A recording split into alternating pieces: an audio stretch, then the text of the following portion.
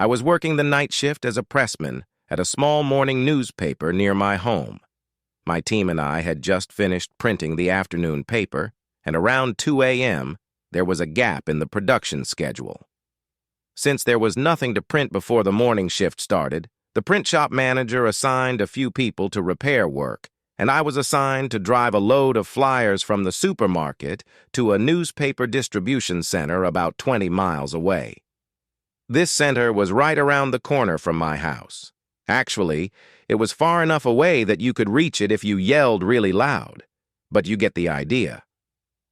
After loading the brochures onto the flatbed truck, I decided to stop by the house, kiss my wife and son as they slept, and tell them I loved them.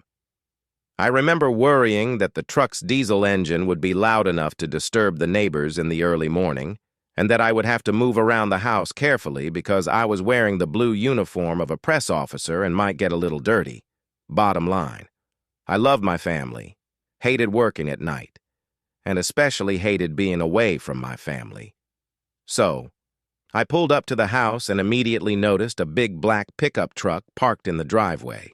It always struck me as odd that they would park it in the driveway and let you drive it on the street. But I got distracted. I wasn't sure if the pickup truck belonged to anyone I knew, so I approached the front door twice, fearing a possible intruder.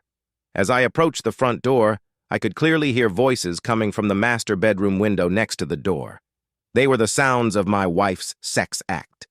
But the other man was grunting. What do I do? What do I do? When I noticed the front door was open, I immediately sprang into action. I opened it slightly and said loudly, "Honey, I'm home," in a very sarcastic tone. A naked man jumped out of my bedroom into the bathroom, closed the door, and locked it. I saw my wife in the bedroom sitting on the bed, covered head to toe with a sheet, sobbing and apologizing over and over again. It was like a bad TV show. I said as calmly as possible, "I need to get back to work after I see a client off. Please be a mother to my son right now. We'll talk in a few hours." I then picked up my pants, which clearly weren't mine, and closed the door.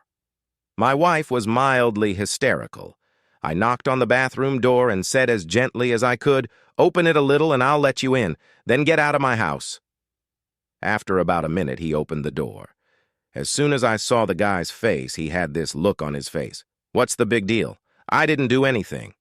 After all, he was my wife's coworker. He was married, and he didn't want her to know. It was and still is against my nature to use violence in an aggressive manner. He wasn't taking anything away from my wife that she didn't want to give up. I was just reacting to the emotional turmoil and the terrible pain of heartbreak that was tearing me apart. I still don't feel well to this day. I wish that night hadn't happened, and most of all, I wish I hadn't hit that man. He was gone, and so was I. My ears were burning, and I kept crying like a baby as I drove back in the service truck.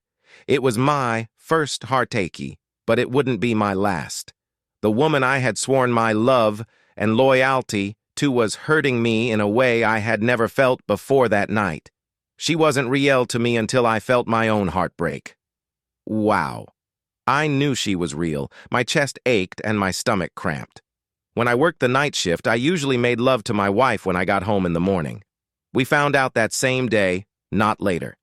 We didn't think too much about why my wife was doing this. Everything was still the same. What had happened could no longer be undone. She didn't ask for forgiveness, and I didn't ask for forgiveness. I went on with my life and let it all go. Forgiving my wife for cheating was not a step I needed to take to move on with my life. I packed up all my clothes, guitars, and other musical instruments, toiletries, and air mattresses.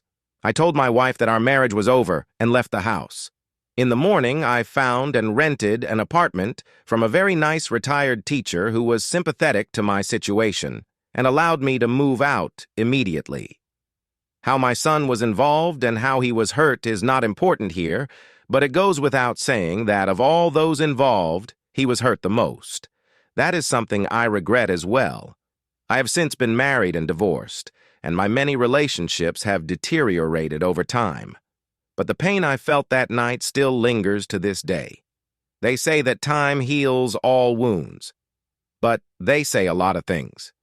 Yeah, that's true. For the most part, my life is happy and I don't let bad experiences steal the joy of life from me. I have a wonderful girlfriend and I am very happy to be with her. I have a good job, a home, a family, no pride, no shame. That's enough for me. Subscribe to our channel to keep your partner from cheating on you, and listen to the next story because this story is nothing compared to the next.